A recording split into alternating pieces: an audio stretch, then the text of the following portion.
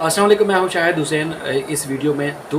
ख़बरों के हवाले से, बल्कि दो अहम तरीन अपडेट्स के हवाले से आपको आगाह करना है। एक तो ये है कि जैसे काजी फ़ायज़ ईसा साहब ख़ुद जब वफाकी हुकूमत के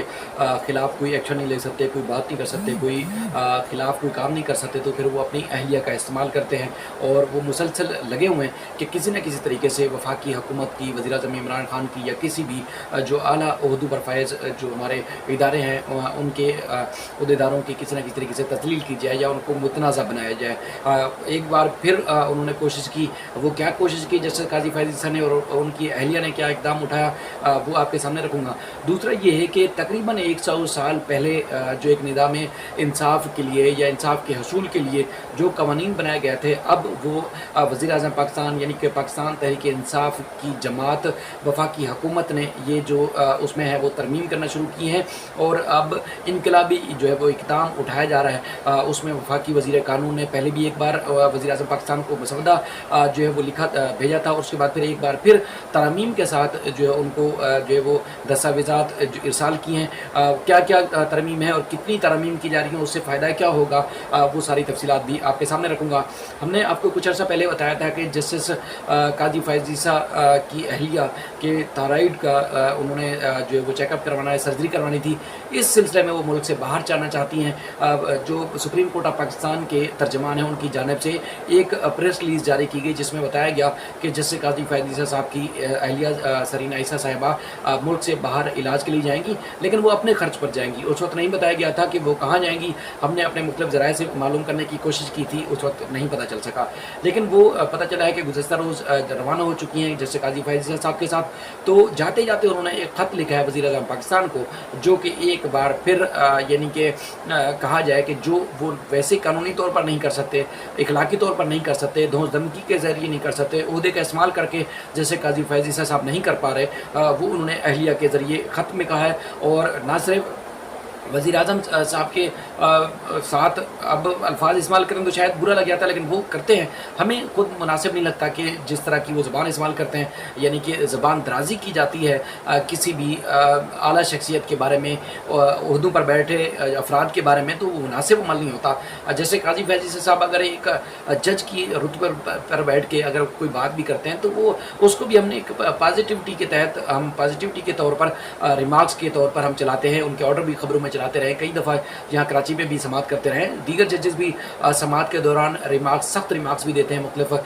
इदारों के बारे में, हुकूमतों के बारे में। हम रिपोर्ट करते रहे हैं, पुलिस के बारे में, तमाम इदारों के बारे में। लेकिन अब उनकी अहलिया अगर इस तरह की ज़बान इस्तेमाल करेंगी, अगर शायद किसी और जज की भी अगर अहलिया इस तरह की ज़बान इस्तेमाल करती तो शायद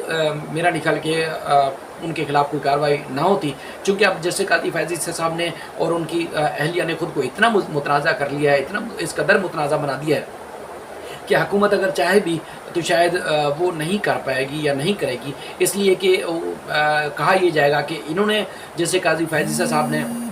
कार्रवाई की थी तो उसके बाद या उसकी देखा देखी में फिर उनके खिलाफ रिएक्ट किया गया है, यानी कि रिएक्शन के तौर पर जो है वफाकी हुकूमत की जानिब से जो है वो ये कार्रवाई की गई है। हालांकि वो खुद जो है वो इस तरह की चीज़ें कर रहे हैं जो ना आदमी तस्लीम कर सकता है, ना जहन तस्लीम करता है, ना ही इखलाकी तौर पर कोई जवाब पेश किया जाता है। सरीना ईसा साहब ने एक बार फिर वज़ीर-ए-आज़म पाकिस्तान को चैलेंज किया है कि वो मुनाज़रे के लिए आए। फिर वो चैलेंज करती हैं कि जो तहरीक इंसाफ़ का जो नाम है, पाकिस्तान तहरीक इंसाफ़, वो नाम जो है तंजीम का नहीं होना चाहिए क्योंकि उनको इंसाफ नहीं मिल रहा, इसलिए जो है वो नाम नहीं लेना चाहिए। फिर वो कहती हैं कि जो रियासत मदीना का नाम इस्तेमाल करते हैं वो एक मुक़द्दस हस्ती के नाम पर है, मुक़द्दस जगह है, तो वो वज़ीर-ए-आज़म पाकिस्तान रियासत मदीना का नाम भी इस्तेमाल नहीं करें। और पता चला कि वो बीमार हैं और थायराइड का ऑपरेशन के लिए वो स्पेन जाना चाहती हैं, यानी कि उनके ख़त के ज़रिए पता चला कौम को कि वो अपने ही खर्च के ऊपर इलाज करने के लिए जाती हैं। ज़ाहिर है अब अगर आपने इतनी प्रॉपर्टीज़ बना ली, आपकी मुल्क से बाहर भी प्रॉपर्टीज़ हैं, तो अपने खर्च पे भी अपना इलाज कराएंगी, अपनी ज़िंदगी बचाने के लिए अपना इलाज भी कोई भी कराएगा, तो मेरा नहीं ख्याल कि वो गलत काम करेगा या कौम पे एहसान करेगा कि अगर वो अपने खर्च पर इलाज कर रहा है तो इलाज करवा रहे हैं तो अपनी ज़िंदगी के लिए कर रहे हैं, अच्छा कर रहे हैं। अगर कर भी रहे हैं तो फिर तशहीर करने की क्या ज़रूरत है, अगर इतना अच्छा और इतना नेक काम अगर इतना पॉजिटिव कर रहे हैं। तो बहरहाल उन्होंने एक बार फिर ललकारा है, चैलेंज किया है और काजी फ़ायज़ ईसा साहब शायद खुद करना चाहते हों, लेकिन ऐसा कैसे हो सकता है कि उनकी राय के बगैर या उनकी मर्ज़ी के बगैर للکارا جا سکتا ہے، لیکن ظاہر وزیر اعظم پاکستان کو انہوں نے اپنے خط میں بھی کہا کہ وہ پہلے بھی کوشش کرتی رہی ہیں، انہوں نے خطوط لکھے، پہلے بھی جواب نہیں ملا، اور اگر وہ مناظرہ نہیں کر سکتے تو سوال جواب کے ذریعے جو ہے وہ مناظرہ کر لیں، جس میں انہوں نے چیلنج کیا ہے۔ انہوں نے ایک تو وزیر اعظم پاکستان کا شکریہ بھی اس خط میں نے جو پڑھا اس میں ادا کیا ہے کہ ان کی وجہ سے انہیں آئین پاکستان کو پڑھنا پڑا، اچھی بات ہے، ویسے تو آپ کو سب پتہ ہے۔ تو پھر قاضی فیض صاحب بھی ہر چیز جانتے ہیں، قانون بھی، انصاف کے معاملات بھی، اور آرمی چیف کا بھی معاملہ جانتے ہیں، ان کے عہدوں، ان کے اختیارات، اور اس کے بعد پھر وزیر اعظم پاکستان کے عہدے پر بھی بٹھا دیا جائے تو شاید وہ سب معاملات جانتے ہیں، چیف جسٹس بھی بن سکتے ہیں، تو سارے معاملات کرتے ہیں۔ پھر اگر آپ نے بھی پڑھ لیا تو کوئی احسان شاید قوم پر نہیں کیا۔ بہرحال انہوں نے ایک بار پھر چیلنج کیا ہے۔ دوسرا جو بڑی اور اہم خبر ہے وہ یہ ہے کہ جو انگریز دور کا جو قانون بنایا گیا ہے پاکستان میں اب تک وہی نافذ العمل ہے، اور کوشش بھی شاید کی ہو مختلف سیاسی جماعتوں نے، لیکن وہ اپنے حد تک یا اپنے مفاد کے لیے کوئی نہ کوئی ترمیم کر دیتے ہیں، لیکن 74 سالہ تاریخ میں کبھی بھی ایسا نہیں ہوا کہ عام آدمی کو، عام شہری کو، عام سائل کو انصاف فراہم کرنے کے لیے کوئی اس کے لیے ترمیم جو ہے کی گئی ہو۔ اس بار وزیر اعظم پاکستان کی سربراہی میں جو وزارت قانون کی ٹیم ہے انہوں نے بہت بڑا اور تاریخی اقدام اٹھایا ہے۔ انہوں نے بیرسٹر ڈاکٹر فاروق نسیم صاحب نے فوجداری قوانین میں اصلاحات کے حوالے سے وزیر اعظم پاکستان کو خط لکھا، اور جو مجوزہ ترامیم ہے اس پر مشتمل جامع دستاویز کے ساتھ جو ہے وہ ارسال کی گئی ہے وزیر اعظم پاکستان کو۔ ہم نے کوشش کی کہ وہ دستاویزات بھی حاصل ہو جائے، لیکن انہوں نے کہا کہ مطلب ذرائع سے جو جاننے کی کوشش کی وہ کہتے ہیں کہ ابھی فی الحال کانفیڈینشیل ہیں، ابھی فی الحال اس میں ترمیم ہونی ہے یا مزید کچھ رائے شامل کی جائے گی تو اس لیے پبلک بعد میں کیا جائے گا۔ لیکن جو قوانین میں ترمیم کی جا رہی ہیں تقریباً ترمیم مجموعی طور پر 225 ہیں مرکزی جن میں ترمیم ہوگی، اور 644 جو ہے وہ ذیلی ترمیم کی جائیں گی، اور اس میں جو ان ترمیم کا مقصد جو ہے فوجداری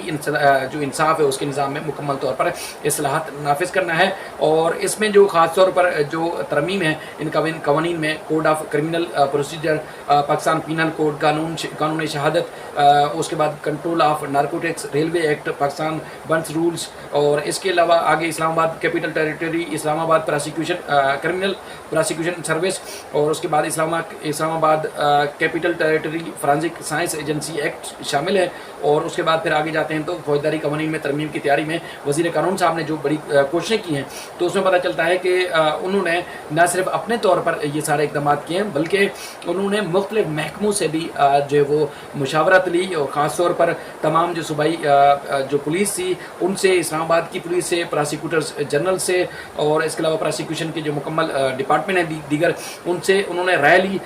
وکلا سے رائے لی، این جی او سے، اور انسانی حقوق کے جو کام کرنے والے وکلا ہیں، اور چاروں صوبوں کے جو ہوم سیکرٹریز ہیں، اٹارنی جنرل آفیسز کے نمائندے بھی اس مشاورت میں شامل تھے، اور انہوں نے جو ہے تمام صوبائی سیکرٹری برائے قانون پنجاب، اس کے علاوہ جو خیبر پختونخوا اور اس کے علاوہ جو ایڈوکیٹ جنرلز ہیں ان سے بھی انہوں نے مشاورت لی ہے۔ اور اس کے بعد پھر ان ترمیم بنانے کا جو مقصد ہے جناب والا وہ ہے لا اینڈ جسٹس کمیشن کے متعلقہ رپورٹس کو بھی جو جانچا گیا ہے، اور ان ترامیم کو بناتے ہوئے اس بات کا بھی خیال رکھا گیا ہے کہ تیز ترین انصاف کی فراہمی کو یقینی بنایا جائے گا۔ اور آگے فاروق نسیم صاحب کی ٹیم جس طرح انہوں نے دن رات کام کیا تو اس سے لگتا ہے کہ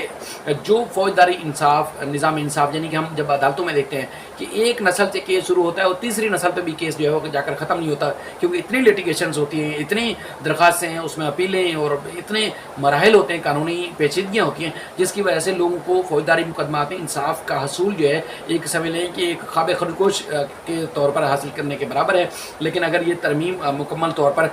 ہو جاتی ہیں، اس کے بعد پھر نافذ ہو جاتی ہیں، تو یہ پاکستان کی تاریخ میں جو ہے بڑا ایک جو ہے وہ سمجھ لو کہ انقلاب ہوگا۔ یہی بات ہے کہ کوشش یہی کی جا رہی ہے وفاقی حکومت کی جانب سے کہ تاریخ میں پہلی بار عام آدمی کو بر وقت اور فوری طور پر انصاف فراہم کرنے کے لیے کوشش کی جا رہی ہے، اور ایک مؤثر اور تیز ترین طریقہ کار جو ہے متعارف کرایا جا رہا ہے۔ اور اس کے بعد پھر اس کا مقصد یہ بھی ہوگا کہ ترمیم کے ذریعے مقدمات کے جو زیر التوا ہیں ان کی تعداد میں جو ہے کافی کمی آئے گی، اور اس کے بعد مقدمات کی جو پیروی کرتے وقت بڑی حد تک جو ہے جو التوا کا شکار ہوتے ہیں اس میں بھی کمی آئے گی، اور جو پولیس شہریوں کے ساتھ زیادتی کرتی ہے وہ بھی ختم ہو جائے گی۔ اگر ترمیم ہو جاتی ہے تو پھر مقدمات کا جو ٹرائل ہے وہ شفاف ہوگا اور پایہ تکمیل تک جلد پہنچے گا، اور اس کے بعد پھر یہ بھی دیکھنے میں آتا ہے کہ شواہد اکٹھے کرتے وقت جو مزید بہتری ہوگی اس میں بھی مزید تیزی جو لائی جائے گی، اور جدید آلات کے استعمال کو انصاف فراہمی کے لیے بروئے کار لایا جا رہا ہے۔ اور اس کے بعد پھر یہ جیسے میں نے پہلے آپ سے عرض کیا کہ تقریباً 74 سال کے بعد آج جو ہے وہ پہلی بار اصلاحات پر جو ہے وہ کام کیا جا رہا ہے، اور اس کے بعد پھر یہ ہو جاتا ہے تو پھر دیکھا جائے گا کہ یہ پاکستان کی تاریخ میں پہلی بار ایک سنہرے حروف میں لکھا جائے گا کہ کسی بھی حکومت نے تاریخ میں پہلی بار عام عوام کے لیے یہ اقدام اٹھایا۔ اس سے پہلے جو وفاقی وزیر قانون ہے فوجداری قوانین میں اصلاحات کے حوالے سے پہلا جو مسودہ ہے 2021 کو وزیر اعظم کو بھجوایا تھا، اور اس کے بعد بیرسٹر فروغ نسیم نے فوجداری اصلاحات کے حوالے سے دوسرا مسودہ ہے وہ جمعے کو ارسال کیا۔ اس کی تفصیلات جو اب منظر عام پر رہی ہیں، یعنی کہ بہت بڑی تبدیلی آ رہی ہے، جو کہ لوگ کہتے ہیں کہ ان کو انصاف پر وقت نہیں ملتا، لیکن اب تمام جماعتوں کی رائے شامل ہوگی۔ جو اسمبلی میں یہ جب ترمیم سامنے آ جاتی ہے تو جو زیر التوا لاکھوں کی تعداد میں ملک بھر میں مقدمات ہیں ان میں بھی مزید ان مقدمات کو جلد نہ صرف نمٹایا جائے گا، بلکہ جن شہریوں کے ساتھ جو ہے وہ ان کو انصاف کے حصول میں زیادتی ہوتی ہے، ان کو پریشانی کا سامنا کرنا پڑتا ہے، وہ بھی ان کو مزید بچا جا سکے گا، اور جو بر وقت انصاف کا حصول ہے اس میں کافی بہتری آئے گی، بلکہ بر وقت انصاف لوگوں کو فراہم کیا جائے گا، متاثرین کو، سائلین کو، اور یہ بڑی تبدیلی ہے۔ یہ اپڈیٹ آپ کے سامنے رکھنی تھی۔ اپنا خیال رکھیے گا۔ اللہ تعالیٰ پاکستان کا ہم سب کا حامی ناصر ہو۔ اللہ